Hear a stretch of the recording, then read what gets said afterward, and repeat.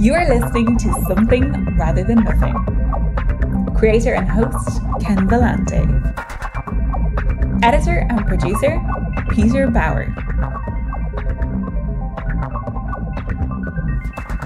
Part of the thing is the subtitle of this show is Indulge's Tangent, so I don't know. Yeah, I don't know. We might be talking. I can't help there. I'll try my best. I'll do my best.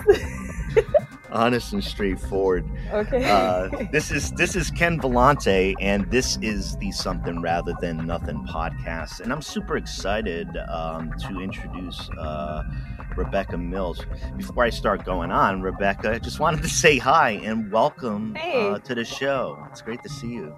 Thank you. It's great to see you too. Thank you. This is great. Yeah. Thank you for inviting me again. Yeah. It's nice to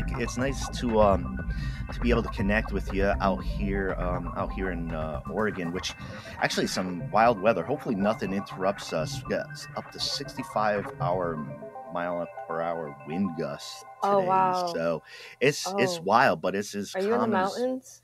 No, just on regular old land, but it's whipping through. Yeah. So and we're reaching Rebecca from the great state of New York, and really excited. I've counted your art on the Ultra Plastic Galaxy website that you have, and you on Instagram, Honeydew Milkshake, and we'll make sure everybody gets those tags and such. But one of the things I wanted to ask you, Rebecca, starting off our conversation is when did you see yourself, as an artist? When did you start walking around and being people like, that's the artist, or you saying out loud, like, yeah, that's me? When did that happen? Do you know when that happened? Yeah, so that happened when I was a teenager, because my first job was at an art center. And so, like, before I even started really working there, I was in a program that, like, when you're able to work, it was really for like 13, 14-year-olds, 15-year-olds. Like, when you're able to work, how do you apply to a job? How do you write a resume? What do you wear to your interview? Like, it taught us all of these things. Yeah. And then when I completed the program, they gave us a list of places to apply to, and they would help us get a job or help us get an internship. So out of the list of everything, it was like all types of stuff that didn't sound interesting to me. But when I saw that there was an art center, I was like, oh, an art center sounds cool. And at the time, I didn't really know anything about art. Sure. But like, I knew art was a subject that I was stronger in. And so I was like, let me try this out. And so when I first started working there and being surrounded by art and being like meeting artists and seeing like what goes into putting a exhibit together or running a center or classes, things of that nature, I was like, wow, I can really see myself doing this. And so from there, I kept pursuing art. And then I would say, like, because I studied painting and creative writing in college. So I would say, like, it was after I graduated that I was like, no, I really, really am an artist. Like, there's nothing else that I could really do with myself or see myself as, Like, right now I work as a supervisor at Whole Foods.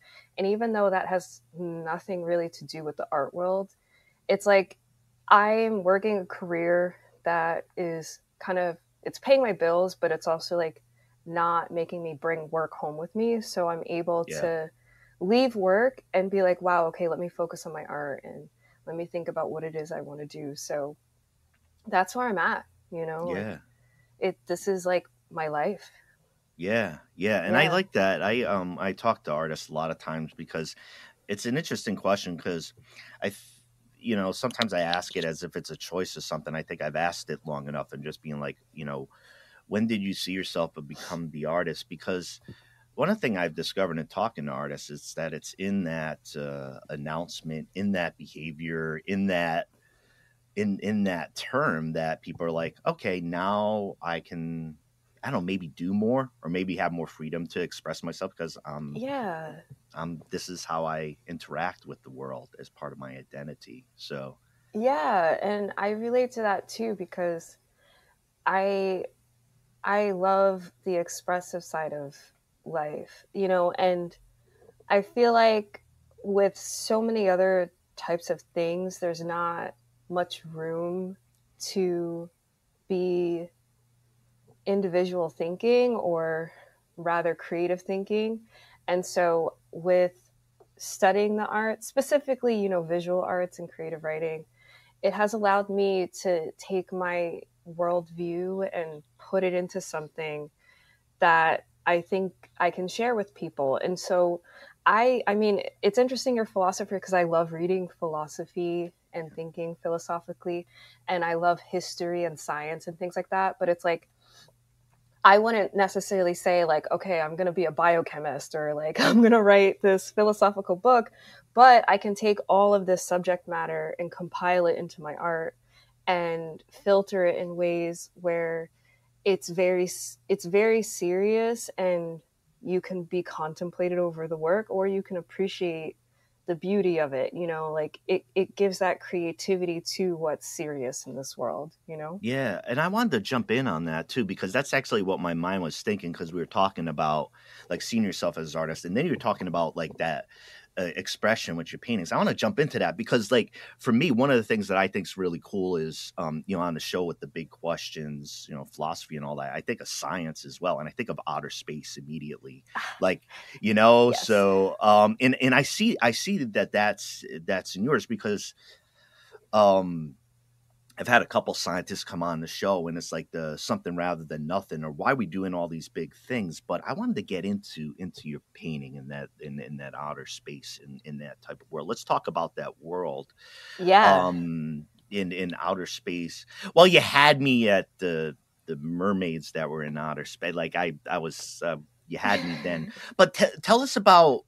You're talking about putting it into your art, and talking about those things and seeing them and contemplating. Let's get into those paintings. Tell me what you're doing with those in that world you Yeah. create. Yeah. So let me just start with why I use outer space to begin with. Yeah. So do you know who Sun Ra is, the musician? Sure do. Yeah. Love So Sun Ra. Sun Ra, I discovered him when I went to go see this exhibit at the Studio Museum in Harlem, like many, many years ago. I think it was like 2013 or something. I can't remember, but it was amazing, the type of art that was created as a result of his music. And I was like, who is this person? Like, this art is great. Who is this person?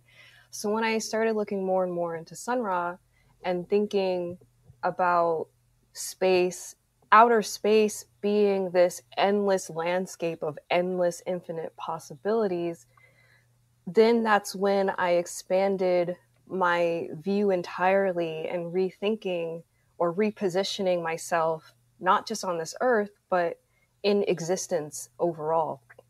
So I started there, and really thinking about not just the material nature, but the transcendence of material nature. Because in order for us to even explore space, we have to think of outer space in transcendental aspects. So even though science doesn't necessarily think of transcendentalism, science is thinking empirically. But my thing is, we have to use these special tools in order to see what is otherwise invisible to the eye. And even though scientists won't call that transcendence, that's what it really comes down to, even to the atomic scale. We can't see atoms, but even to the atomic scale, like, what is powering an atom? What is behind all of these things? So that is always a looming thing that's on my mind. And I was raised Christian. I converted to being a Vaishnava. And if you don't know what Vaishnava is a form of Hinduism, specifically people who worship Krishna as the supreme person. So when you're Vaishnava, you have an understanding of the universe on an atomic scale or on a massive scale, but ultimately in a transcendental lens. And but even before I converted to Vaishnava, I still had this very spiritual and transcendental view of the world entirely. So I'm applying this to outer space. And another thing to think of with Sun Ra is another thing to think of with Sun Ra is his emphasis of there's other worlds out there. Like there's Black people in the future. Like there's always been Black people, but like there's diversity. You know, it's not just white people that are going to be the ones to be able to explore space. It's anybody that has the ambition to it. And so that was another emphasis for me, is to say like we as like human beings, like citizens of this world, we're capable of thinking beyond this world, and this is how you can do it. So that's a premise to a lot of the work that I'm doing. So then I started to develop my landscape by situating it in the ultraplastic galaxy. So plastic and arts, it comes from plasticity and the capability to transform things. So this is a term that is used in surrealism. So for instance, like the best example that everyone can understand is Salvador Dali and how he melted the clock. And that in itself is a plastic use of art, is taking things that we understand and transforming it. Or even the human body, like how is the human body formable, and how I can contort it and do different things with it in art. Or taking an idea and making it plastic by, say, like, for instance, the mermaids, right? So the mermaids are actually based off of the transatlantic slave trade. And what it is that I saw the painting by Turner, where it was his slave ship painting. And that influenced me by me thinking like, wow, like these are historic events that happened, but we're not necessarily always talking about like the actual passage, you know, what was happening in that passage. And there are plenty of like topics around it. There's art around it, but it's like, how can we heal from it? How can we think about what happened to those people? Like transformation or something. Exactly. Transformation. Yeah. Exactly. And so that's where these paintings come from, is the transformation of the people. So I'm not thinking of this in a painful way. This is me actually healing by saying our ancestors, the people like me who are of African descent, our ancestors, a part of religious belief and spiritual belief for them was knowing that there is an afterlife. And how do we transgress that afterlife? That was based off of your mentality. So what would happen is like there were and still are, like, you know, if you look at voodoo, like voodoo is something that was created or formed rather when enslaved people came to the United or States. The conjure as well, right? Yeah, like these type of things, like they came, like, you know, it's a combination of different religious beliefs that were kind of coagulated together because of enslavement, and they wanted to hold on to that historic past. But you can see that there's very elaborate rituals for when a person passes away so that they can help transgress the spiritual world on their own. But without these rituals, how do they still get to that place? So my thing was, when they entered the water, they were able to transform their bodies to survive in the water, but they don't live in this realm. They live in another world. So another, like, one way to think of it is like there was a portal that was opened or created for them so that they can enter to another world, into this ultraplastic galaxy, and become these beautiful deep sea mermaids. Well, they're kind of grotesque looking, but for me, grotesque is also beautiful. So they're these very beautiful mermaids that live in the deep sea, or sometimes come above the waters, or, you know, like have all these interesting things. They create their own light by bioluminescence and things of that nature. But then also water itself, like, you know, how water has such a history because of the transatlantic slave trade. So water itself plays a role in my work. So sometimes I'll paint bodies of water, thinking about how we need water to survive, thinking about like that slave trade, or even just thinking about how water, you know, the causal ocean, or how water plays a role in Hinduism. So connecting all of these things that otherwise seem like very disconnected, but how water connects everything. Like literally water connects everyone on this planet because most of this planet is water. Also, we need water to survive. And currently we're destroying our water systems by pollution. And so like, it's important to think about water, like we need this.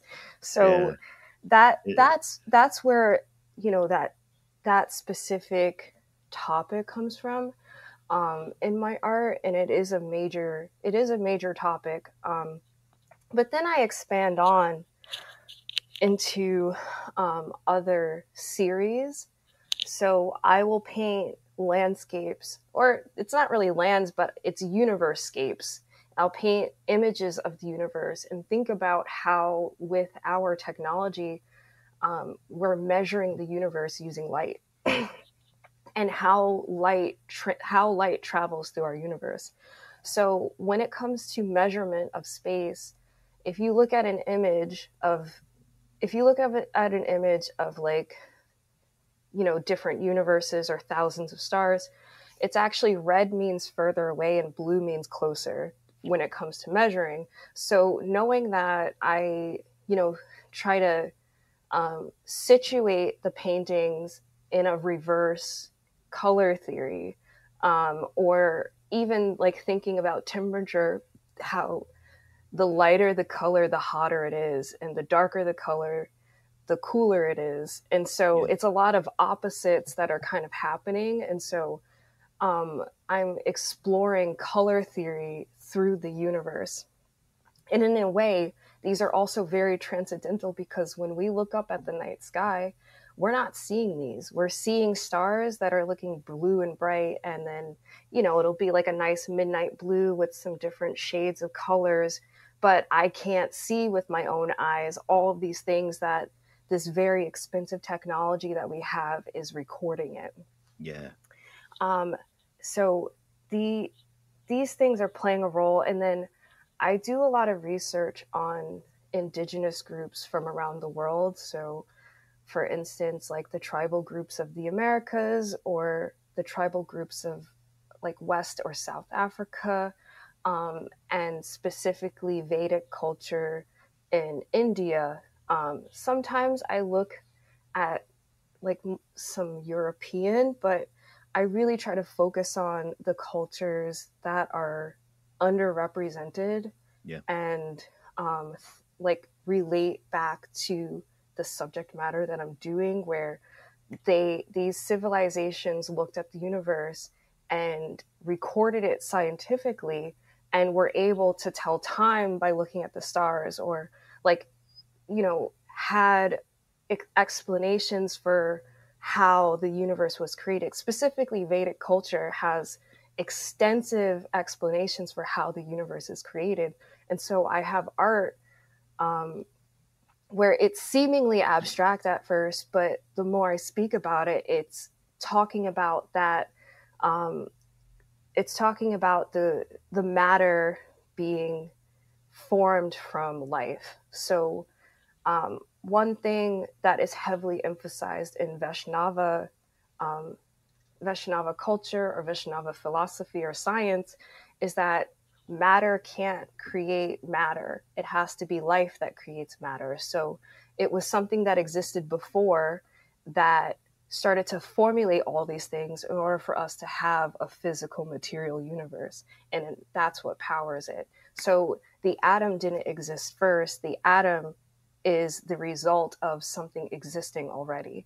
So these are very complicated things, but I try to make it tangible by putting it into works of art. And I know that the mermaids like seems like a far off topic now, because it's like, wait, now we're talking about atoms.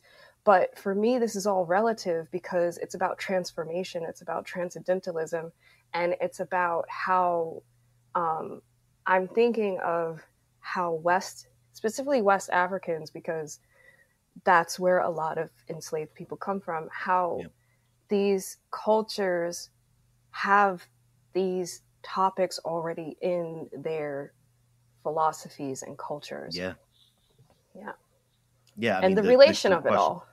Yeah, the questions have been considered because you haven't encountered it, and it could be deeply embedded in. Hey, I haven't had a guest in quite a long time. I think answer the question, "Why is there something rather than nothing?" without me asking it. I think that's in there. I'll ask it again too, Yeah, so you can yeah. get it. Yeah, we'll keep Any, talking. anything that you missed. No, I am deeply intrigued by a lot of what you had to say. And one cool thing I heard early on was the Sun Ra. I studied philosophy formally, and it was like I guess there's a little anecdote. I had a friend of mine who was a jazz and music guy. Now he was studying his PhD in philosophy at the same time, but I swear, like I'd be at a party or I see him socially, somebody pull me aside. He's like, "Ken, Sun Ra. Yes. You just gotta listen to Sun He Ra." Like gets it. I'm like studying Nietzsche He and gets it. Kierkegaard and Aquinas. He's like, Sun Yeah. Ra. So Yeah. there was so I can't miss asking this question, placing Sun Ra Yeah. in the forefront here of the conversation. Tell me Let's do about it. what you said about the art that comes out of Sun Ra and the music and what he had to say. What's all that about? Like, what comes out of Yeah. that? Yeah, so what comes out of Sun Ra is literally why I started making art based in the universe. So first off, his compositions are very complicated, and it's very difficult for people to casually sit and listen to because it's not meant for that. His music is meant for people to reach a higher spiritual vibration. So that's something that Sun Ra has emphasized in a lot of his interviews, is that he creates music for the soul. He creates music for the body, the mind, the soul, and the spirit. So that in itself is, he's creating transcendental music. He also creates music based off of the sounds of outer space. So if you ever listen to, first off, NASA has a SoundCloud. I don't know if you knew this, but NASA has I'm interested in space sounds, but I didn't know they had a SoundCloud. They have a SoundCloud. So Okay. if you listen to NASA's SoundCloud, NASA has recordings from planets and how planets communicate with each other. So that's essentially gravity. Is, let's say you have Jupiter. Jupiter is sending signals to all of the different moons around it in order for them to maintain that gravitational pull. And so if you listen to those sounds being transmitted to one another, it's very much on par with the type of music that Sun Ra makes. Yes. So wait a second. So but in a certain sense, like holding that right there, he was like this telescopic receiver for some of this, and somehow with that connection. He definitely was. And then another very important thing to understand is Sun Ra has, and this has been recorded in many different books, but that like speak about his life history. But Sun Ra was abducted by aliens, and in that abduction, he spoke to what he says is the creator of the universe and received a lot of information on how to help people, but also received a lot of information on how to make the music that he does. So when he came back to Earth, he realized he's not from this Earth. He's from Saturn. And that's why he like said he's Saturn. He also said he's an angel. And it's very important to know that Sun Ra was a very religious person. So he understood the transcendental nature of what he was doing and purposely did his best to help people. So he finds his music healing. And I find that I want my art to be like that, where it's healing to look at because it's beautiful. Like ultimately, whether you understand what I'm doing or not, I mainly want people to appreciate the beauty of it. That's why I use like glitter, these reflective materials. And if you look at Sun Ra's costumes when he performed, they wore these very beautiful, glittery, shiny, astrological looking, like cosmic looking. And so that influences the visual nature of my art.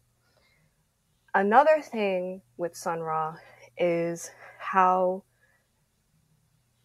how to reject the westernized understanding of outer space in itself, because he knew, because he was in outer space, he knew that there's ways to travel in outer space, but we prevent ourselves from being able to do it because we're not thinking of outer space in a spiritual way. We're thinking in outer space in a greedy way. So we're not able to actually get there to achieve that traveling because we're too fixated on trying to colonize everything.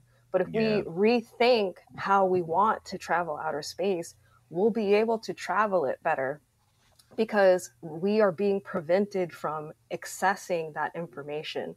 And it's important to understand that, because there are other living beings out there. There are higher powers out there, and they force us into staying on this earth until we're able to be intelligent enough to leave it. And we're currently not intelligent enough to be able to travel anywhere because of how we utilize our current resources. And so this actually goes into veganism. That was one of the questions. Yeah, I was like, we haven't rehearsed, audience. We haven't rehearsed at all, but like, I have my notes here, and the question, I knew I just ask it a different way, but the question, why vegan? Rebecca, I've been a vegan since 1995. That's amazing. Yeah, I was a vegetarian, one of those kind of strange, everybody has their story, but I was a vegetarian, I think, meat eater. I was a vegetarian for about a week and a half, 2 weeks. And I actually had finished the very influential book, Animal Liberation, by Peter Singer. Oh, I got to read that. Yeah, which deeply impacted me. And so then I was vegan. I want to say something comes up on the show, but it's not primary. As important it is to me, I know you've been active in this area, and I know in you talking about your paintings and talking about water and talking about our resources, this is embedded in our conversations. So tell me how that's embedded in your life. Why vegan and connected to the art, all that stuff. Yeah. So veganism is connected to my art because we have this one planet, like it has everything we need, and we actually don't need to go anywhere else. Because if you look at the other planets, they are like terrible landscapes. Like, I don't know, like, I mean, I know, like, I'm always looking at images of planets, so I don't know, like, how much people know about other planets, but like, Jupiter is terrible. Like, it's horrifying. Like, there's constant storms. There's different temperatures. There's no way we could survive on a planet like that.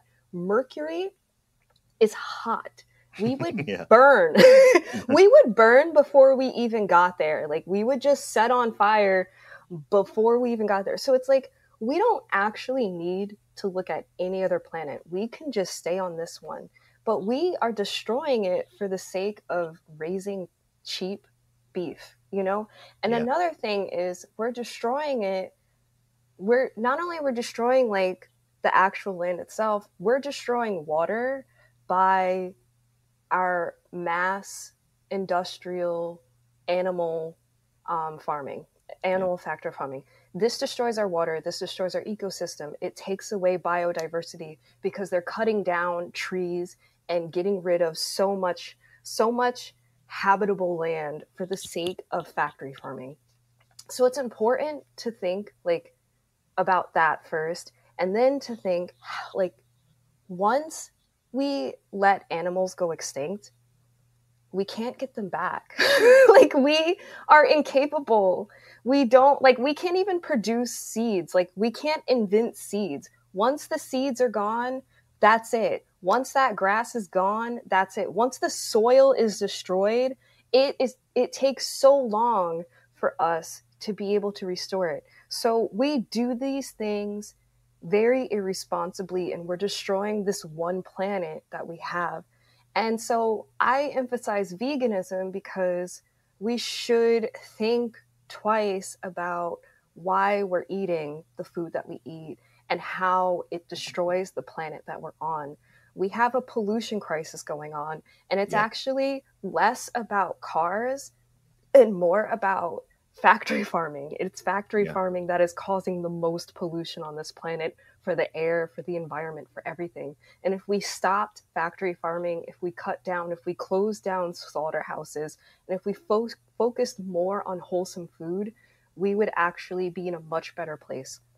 Another thing is we're losing out on nutrient dense foods by factory farming because people think eating meat is more important than having nutrient dense vegetables. And so people aren't getting what they really need from their food. And we actually have to eat more we actually have to eat either more vegetables, or like specifically go to certain grocery stores where they care about the wholesomeness of the food. Otherwise, you're not actually getting the nutrients that you need. These things are important for life. And so I emphasize veganism in my art because it's like, what are we going to do when everything's gone? We're on this planet. Where are we going to go? Where are we going? Oh, yeah. And this is an existential crisis. So in my way of dealing with this existential crisis is to be a vegan activist. And I do have some paintings. They're not on my website, but I do have some paintings of like God, like different gods crying, or like a god coming down and bringing animals to us, because we can't get animals from anywhere else. Like it's important. Again, I just want to say, once an animal goes extinct, where are we going to get that animal from? Right? Like, we have tigers that are dying, we have lions that are dying, we have elephants that are dying. There are hundreds of animals that go extinct every single year. And it's like, these animals cannot be brought back, and they die, they go extinct because of greed and because of pollution and because of destroying the biodiversity of this earth. So we need to focus more on revitalizing and restoring what is already here.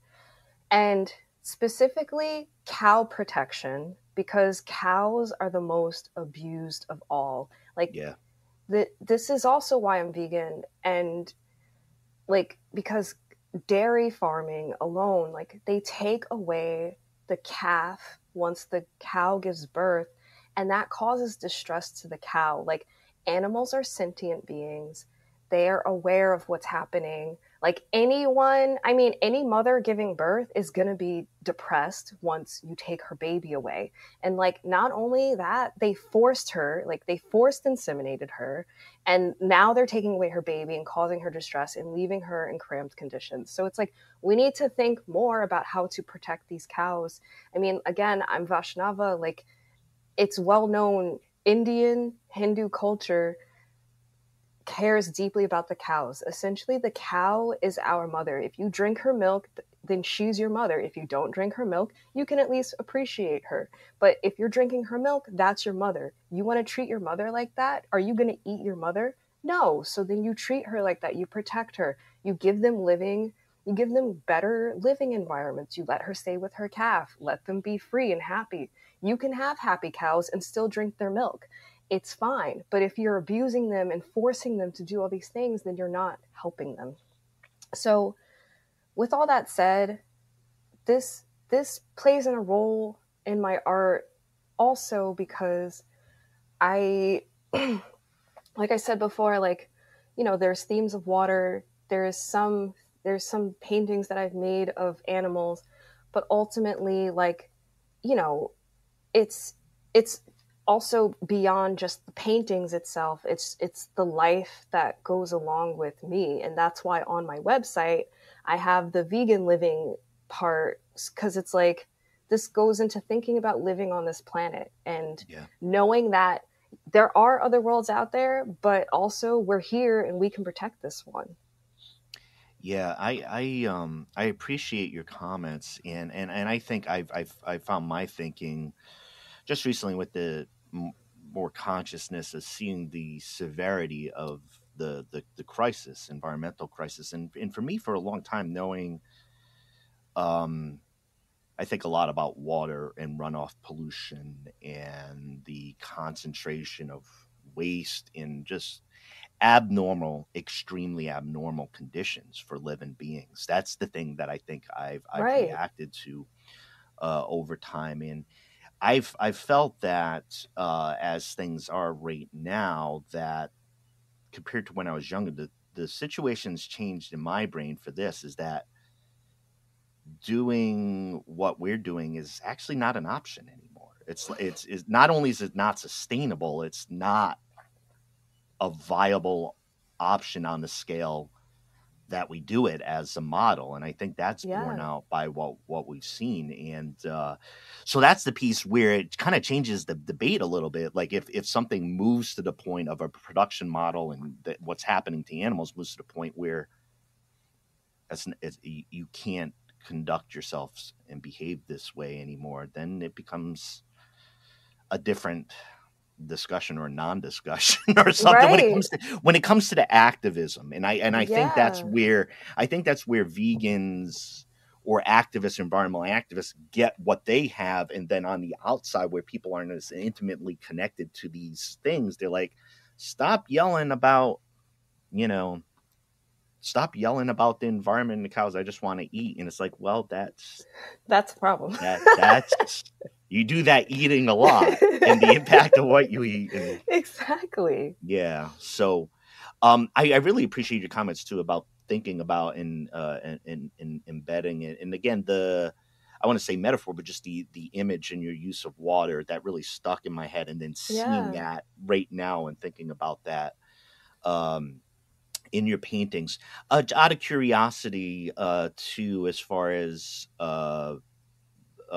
I did see that you do some activist work with vegans, some more, and I wanted to ask you within that too. I think you mentioned using art. I think in terms of this, so I'm a labor guy, a labor union guy. I think about what art does to rattle, transform, disrupt. What does art do for you when you're talking about the vegan stuff? Like how do you use that? Activist, I'm thinking. Um, let's see. I it's kind of hard because I've been trying to find ways to make it more apparent in my work. Like I know the water is subtle. Like that is a subtle thing in so many ways because there's so many conversations around the water itself. But I that's something that I was looking forward to doing for next year is paint, like heavily emphasizing more and more about how animals are, like, again, once they go extinct we can't get them back, or like, the abuse. That's something that I wanted to explore more by incorporating deities in my work and showing the divine nature of living beings, and the fact that they're sentient, they have emotions, they have thoughts, they have societies and cultures. It's not as complex as human beings, but these are scientific things that have been proven, that cows have best friends and cows have emotions, and their moos, like, just like cats or dogs, like depending on the octave, depending on the expression, like they're speaking, and we have to think about these things, that Yeah. they're doing it on a different level than us. I have had so like I've made like little postcards and things like this, but I really want to like focus on a body of work that emphasizes this. I already have like some paintings doing this, but I want to like create more of a body of work emphasizing it to go with those paintings. So that's a goal. The Yeah. veganism is more of a goal, like pushing more towards that. But to start out with, that's why I made a section on my website. I've like tried to get more involved with like face-to-face activism, but because I'm such a busy person, I'm just like, okay, let me find different ways to do it.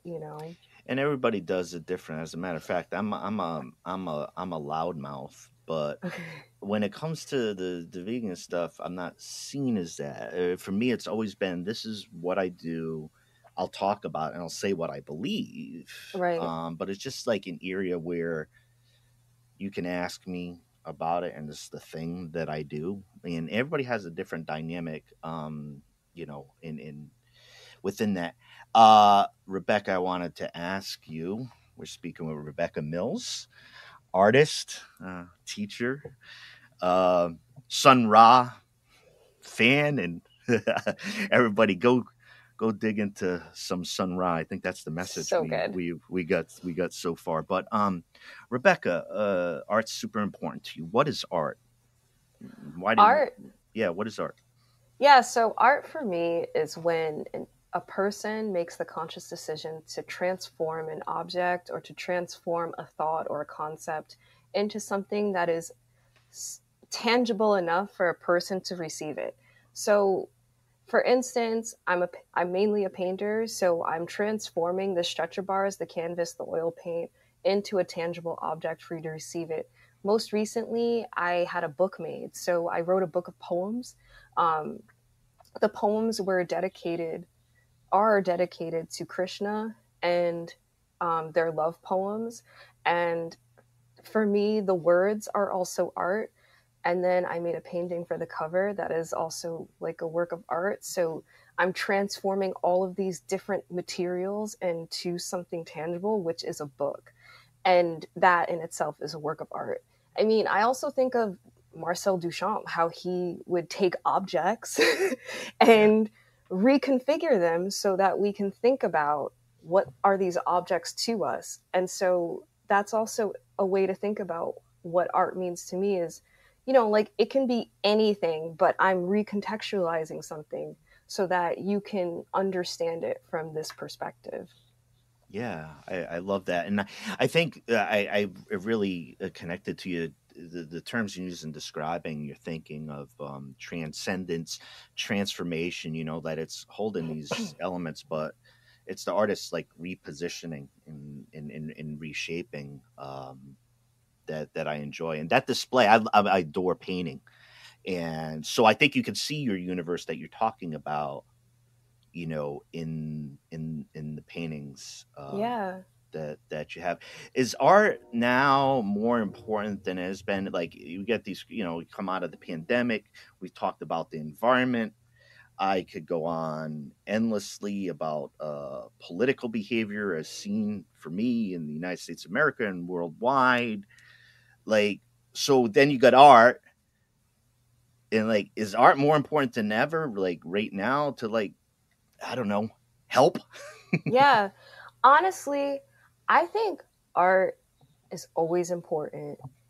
And I think that because the arts keep getting defunded, yes, it is more important than ever because people need to understand if you keep defunding this, you're going to have a bunch of very depressed, miserable people who will not be able to like see the world, will not be able to understand it. And this is like me coming from as an art teacher, like I have taught in schools, I've done things, but a lot of the reason why I don't get to do that as much is because the programs I was teaching got defunded, or like the organizations I was working for like didn't need me anymore, or like they can't find a way to like make it validated enough to justify why they have an art teacher here. So it's like, and that's the casual the casual nature of like the work relationship when it comes to educated people and smart people like yourself. There's a casual relationship within the academics as well, right? Yeah.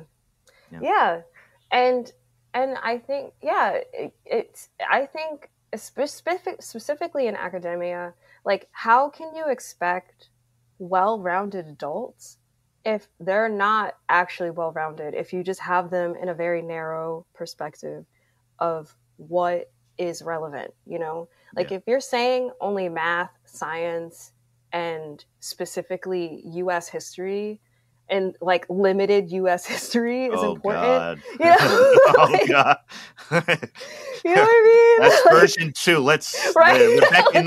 Rebecca and I are gonna talk about the version of American history. That's a whole other thing. But sure, that's a whole other thing. But if you're saying only this is important, then it actually makes it much, much harder for the people who want to beautify the world. You know, like how can you even have architecture if people don't know that they can artistically create a house? Or, you know, even industrial design, like how can you do any of these things if you're not teaching people, you know, design itself? Even if you, like, you know, for instance, like the Met, I don't know if you've been to the Met before, but the I Met is haven't like, been to the Met before. No. yeah.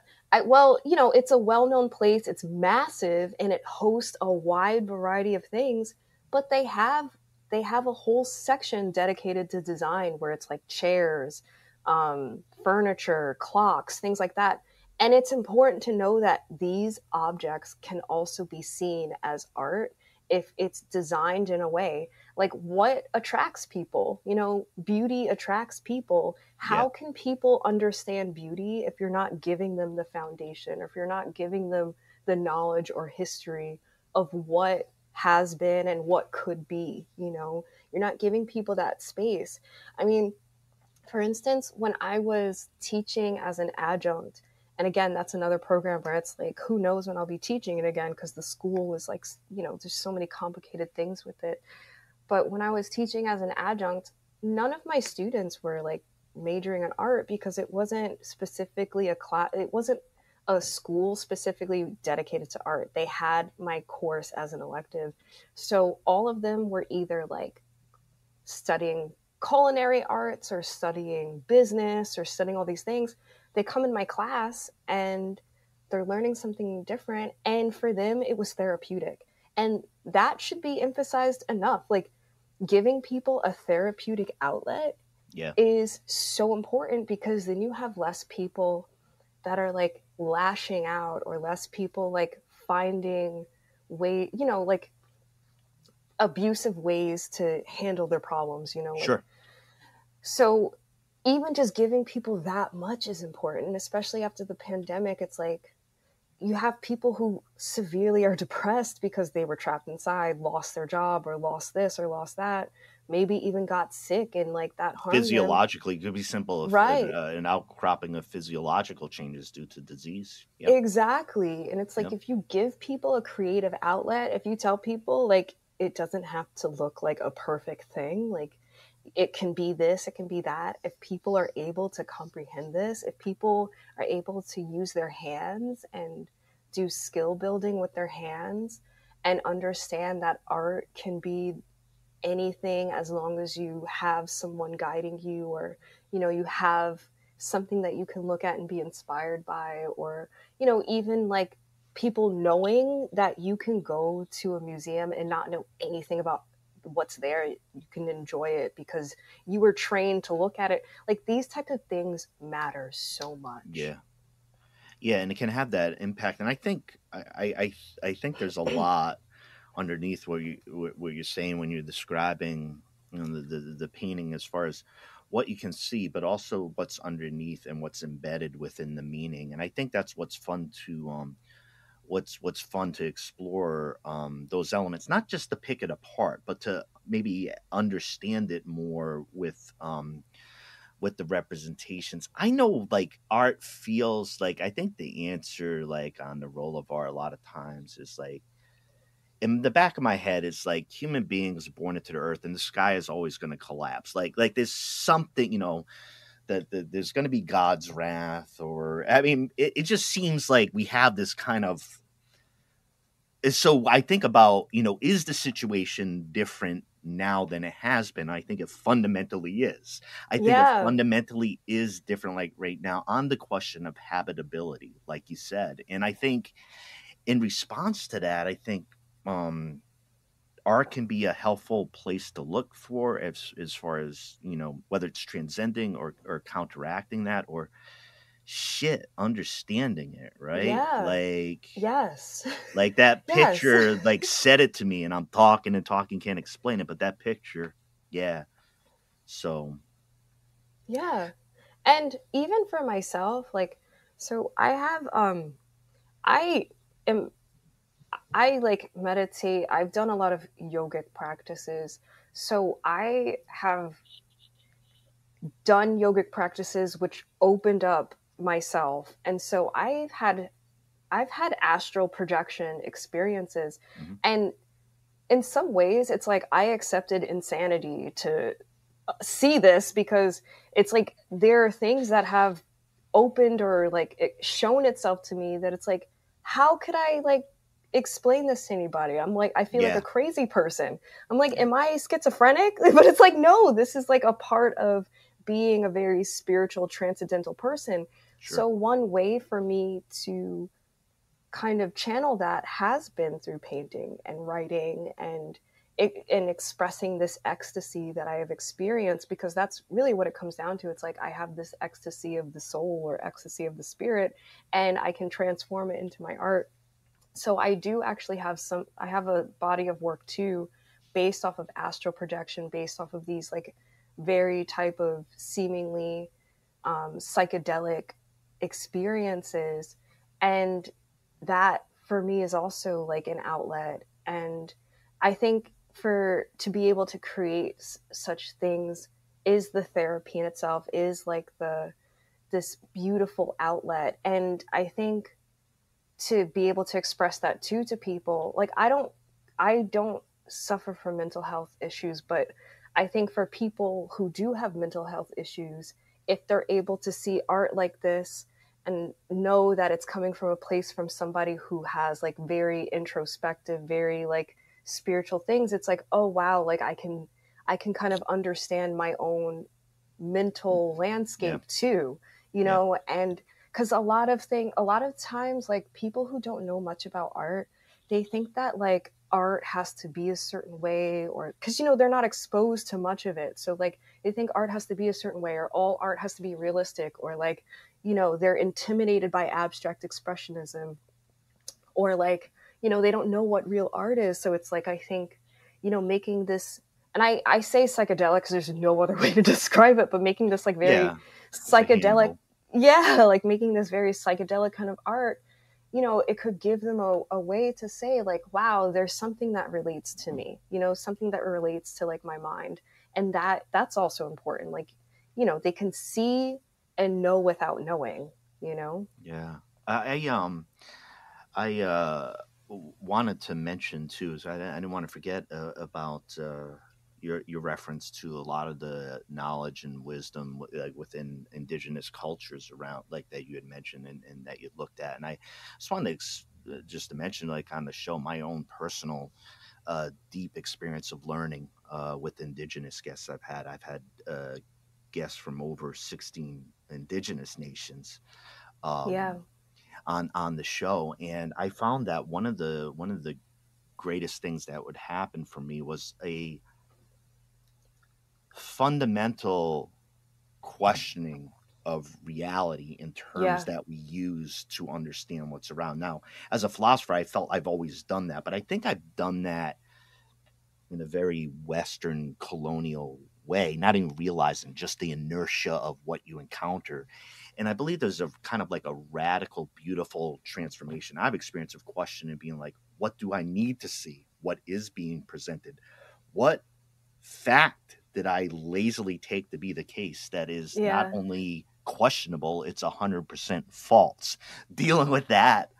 Right. And so I appreciate you bringing out your experience of what you've learned and think about to come through in your art, because that's why it's good to talk about art, I think, sometimes and too. I appreciate that too, because I actually my interest in philosophy started with taking a metaphysics class. Yeah. And it wasn't at all what I thought it would be. I was like, wait a minute, you guys are doing everything to prove God is not real. This is not what I was expecting. And so that was interesting, because I'm like, okay, this is very different than, you know, if I were to learn about African philosophy, because African philosophy, it's talking about how we understand the transcendental nature of the world. And it's not an emphasis on empirical nature. It's not an emphasis on like saying, you know, all these things. And so I get what you're saying. And so like, I at least have had the privilege to kind of understand both. And I think it is important to have both sides. Like, even though Westernization Westernized philosophy is very harmful to indigenous people because, it's more of an emphasis of conquering nature rather than understanding we are non-different than this nature. But I think it is kind of important to understand both, because then it helps give more on my end. For me personally, it gives me compassion for people who think a certain way, and it's like, okay, I can kind of understand why you think this way, but realize that this is also why these people think this way. And it's your perspective, and that's why I heavily am against empiricalism, because empiricalism is like, that is your perspective, like this is your perspective and you're writing about it. What's empirical to you is completely different than what's empirical to me, because that's where these psychedelic paintings come from, because it's like, this was empirical for me because I saw this, but I can't prove it otherwise other than painting this. So, and that's the same thing with indigenous people. Like, they see their spirits, they see the spirits that govern their cultures, they see these gods, and that's why they create the statues, or that's why they create costumes based on, that's why they harness this nature, because they know that this is real because they have seen it. This is the same thing in with in India with Hindu deities. Like, there's hundreds of different deities, and so it's called darshan when you go to see the deity. So you'll see that there's these beautiful, elaborate images of these deities, and it's, from a westernized lens, it's seen as mythology, but it's like, no, but if you worship the deity enough, they present themselves to you, because I myself have seen deities because of worship. So it's like, Western philosophy will make spiritual people who are concerned with transcendental topics feel schizophrenic, but it's like, no, schizophrenia is a real serious disorder. Like, psychosis, these are real serious disorders. This is not psychosis. This is the transcendence of this material world, and it's important to keep it as a validated topic. So I think it's nice that you've been able to talk with people who are directly from these cultures, because then they're able to speak about what it is that they are representing, and help them validate themselves by saying it. Well, and the very, very deep, diverse. I mean, part of the show, in a sense, is to engage in the different perspectives and the variety. But even within indigenous cultures, radical. I mean, things that generally Americans don't think about, the radical differences in culture, approach to, a land stewardship, and all these differences. But I think in coming in contact with them and through art is a way to be like, I just think that art is a way to get at these things, these complicated interactions that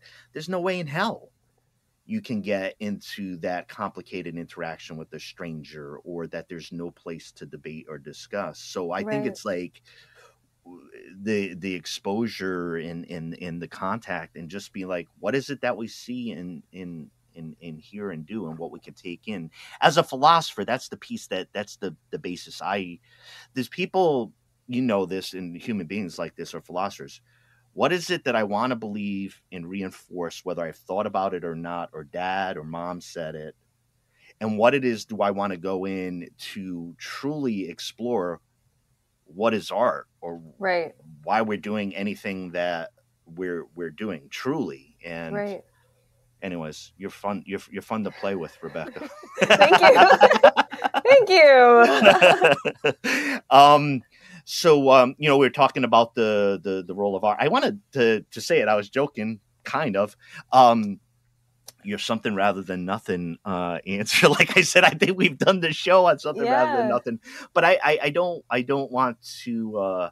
I do want to place that question out there, which is, speaking of traditional Western questions. Yeah. People say I ask it the wrong way. It should be, how is there something rather than nothing? Or And I'm from the Buddhist perspective, I know nothing to mean a particular thing that others, or it might mean within Indian philosophy. But if you missed anything on why is there something rather than nothing, tell us. So there's something rather than nothing, because even when this whole world is destroyed and there's nothing that can be seen, even when all the people are gone, there's always going to be something beyond this world. And it's important to think of what is beyond this world, because that's where life comes from. So for me, that is what the something rather than nothing is. That's what we call God. That's what we call not just the universe, because it's beyond the universe. That is transcendentalism itself. So that's something for me is Krishna, but we call that Krishna so many different names. So there's always something rather than nothing, no matter what. And if that's always emphasized to people, that like you're here, even if you're just yourself and you have like what you think of as nothing, you can be homeless on the street. You have something because you're alive, and that life is something, just like with the cows, like the cow has their life, and that is something. And the soil has life. That is something. The grass has life. That is something. The water has life. That is something. So there's always something rather than nothing. And that is the best way to look at the world. That's the best way to look at the universe. Like, you can look at images of outer space, and it's like it feels like there's nothing out there, because it's this vast, endless, infinite place where we can't find another Earth. We can't seemingly find other life forms out there, but something is out there. We just don't really know what it is yet, And that's what Sun Ra was saying. Like, something is there. There's other planets. They exist. Something. So there's always something. Yeah. So tell us for some newer folks, newer listeners on the Sun Ra, what they got to listen to just to jump in. People like to jump in. So is there a direction? I mean, it's an intimidating question with Sun Ra, I would say. Sun Ra is, like I said, so difficult to process, because his compositions are hard. Like, they're hard. But I think first people should start with watching his movie called Space is the Place. You can find it on YouTube for free. Google Sun Ra, Space is the Place. It'll be there. It'll help you understand him. And it's have you seen the movie? I haven't, but I'm. You got to watch it. You got to watch the movie. That's later on. It's later on today. You got to watch it. So, start with the movie, because then you'll understand what he's talking about in his work overall. But I think album-wise, music-wise, and I'm actually I'm on my phone right now trying to figure out the best. Complicated question. Maybe even more difficult. Maybe it was more difficult. Why is there something rather than nothing? How do I start with Sun Ra? I didn't know that I had one that's more difficult. That is so hard. I think, honestly, so there is a compilation album with some of his more melodic and easy to listen to songs. So it's going to be called, it's Sun Ra and his orchestra, and it's Giles Peterson Presents. So it's called Giles Peterson Presents Sun Ra and his orchestra, and it's Giles Peterson compiled this album together. It's in 2 volumes, and it's laid out in a nice way so you can listen from start to finish and not feel so intimidated by him, and help listen to the more easy to sit and listen to. It's useful as an entry point, that was part it's a useful entry point, but when you're ready to get into his complex compositions, Crystal Spears is an album that I really love, but it's not for everybody. I can tell you that now. It's not for everybody, but Crystal Spears. Don't worry, the show is beloved. The podcast is beloved and not for everybody. Sun Ra. Sun Ra. No, I love that and what you had to say. And I think about in terms of sound and in the whole universe in Sun Ra.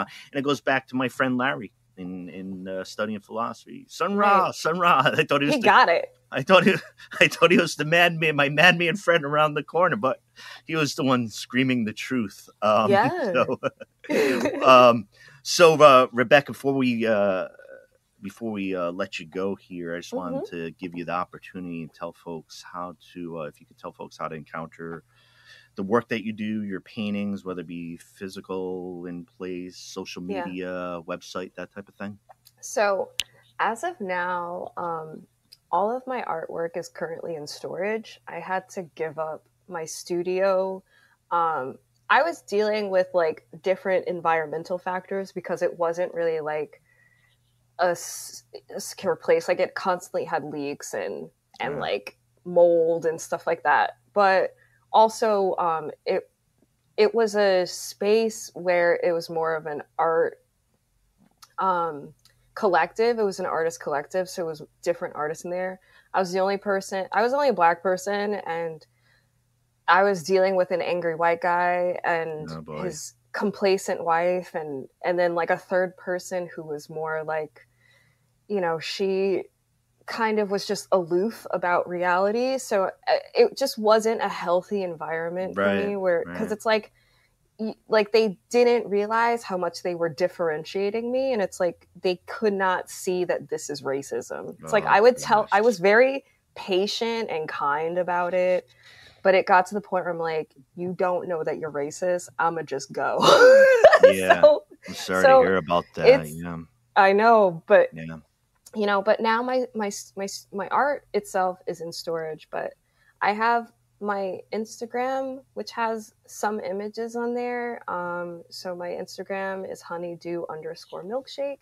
I have my website, which needs to be updated. There's some older works on there, but it's still like a nice way to kind of see some of the work. Like you know, there's the mermaids on there. Yeah. There's some images of deep space on there. There's not many images of water on there, but these are different ways to do it. I'm not currently exhibiting right now, so can't tell you about seeing an exhibit, but those are some ways too. Yeah. Well, I just encountering and I like I said, visually drawn into the universes there, and I get quickly pulled in. I think, you know, honestly too, is from like I grew up and still am obsessive around like comic books and sci-fi novels. So for me, I always like to go somewhere else. Like, and I see that in your painting, I'm like, I want to be there because I know it's somewhere else. Yeah. Yeah, and I like that. I like hearing that. I used to read comic books, not like superhero comic books, more like Sandman and like those types, you know. Oh, you're in fine territory. I read those. Yeah. But the problem is with me is there is the literary types too, and Neil Gaiman and Sandman, which I do adore. I also read trashy comic books. Okay. I also read Archie. I also read I loved Archie. the bazooka laden action ones. So I get into them all. But no, now you said Sandman. Now I'm like seeing some of the celestials in your paintings. But beautiful universe. And of course, have you seen the show Sandman? I didn't know there was a show. Okay, so you read it. Okay, so let me tell you. So you've read it, but the adaptation came out on Netflix, and there were 11 or 12 episodes, and I thought they were phenomenal and beautiful. Oh, yeah? But what is super cool is the death character in the comics is a Black woman. Oh, interesting. In goth garb, and she's a British actress. And anyways, Sandman the show. Gotta check it out. Check it out. It was a beautiful rendition. But Rebecca Mills, your art making us think about all these different types of things. Yeah, I got the teacher in you. I wanted to thank you so much for coming out to the show and really like kind of like great chat and learning a lot. And I got to go do the Sun Ra movie you referred to, and some of the other listeners are going to. But again, just wanted to thank you for coming on the show and really just like letting us know what you're up to, what you're thinking about, and some of those profound thoughts. Yeah, this was great. Thank you so much for having me. Thank you for reaching out. And I love the email that you sent where it's like, I'm obsessed with your art. I'm like, of course I want to be on your show. What? As I am enthusiastic, one of the things about getting folks on, I think a lot of times maybe we think that we're supposed to do it a different way, and because you can do things however you want to do things, it'd be like, that is awesome what I saw of you. Like, I can't figure it out, or I understand it completely. I want to talk to you about it. So it's great that you've done that, and we're able to connect with you from New York over here to the woods here in Oregon. Thank you so much, Rebecca, and I'll totally be checking out a bunch more of your art, and big 2023 to you as well. Thank you so much. You too. Absolutely. Take care now. You too. Bye.